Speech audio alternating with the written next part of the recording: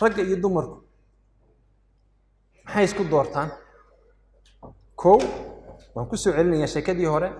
laba kala duwan ragga iyo dumarku doorashada ninku his first priority ta ugu horeyso gabadha ku doorta waa maxay waa maxay rago waa maxay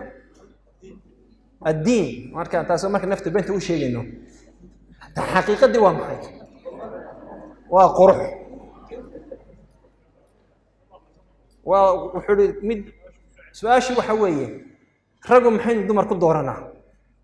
wadaad wuxuu waa diin waa mid miskiina waa diin buu yiri haddii mar ما يدوحي أي كود يعني نفط ما حيش عش شدة وقرح ميت وش الدبلة ثم وصالحات وحافظ القرآن لما كو قرينا ثم وقرح كمان منك وحكود دورتا وقرح that's the first thing هدو مركز سيدا وإيغو إن شاء الله ما 10 قراءات حفظتها ما كتبته أحاديث كلها صورة ما يسوى حلي يقرأ لي ولا لا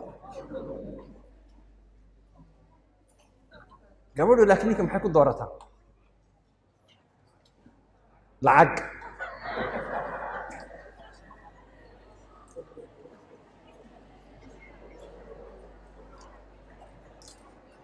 قبلوا إنكم حكوا دورتها هذه شيء waxay yiraahdaan status qiimihiisa ma governor ba ma president ba ma taajir ba qiimihiisa ku doorata gabadhu ninka ma kuma doorato aragiisa mid ban akhriyay maalin waa gaalo moogtay marka tusaaluhu waa istidlaan khamaray خمارة 649 حاجة صار لو حيان ملا وحو هلا العقل لو تلمامي لبا بقول يلا بي 8 مليون ونبدا يراك وانين عض واسكا بوري هي واسكا ملاسين هي حبد يرى برادو لا دليباد مودا جبيسا وجهيس waa wada finan wuxuu yiri waligay inay yani inaan saaxiibad yeeshay ama gabadh yeeshay waligay inaan imay soo eegin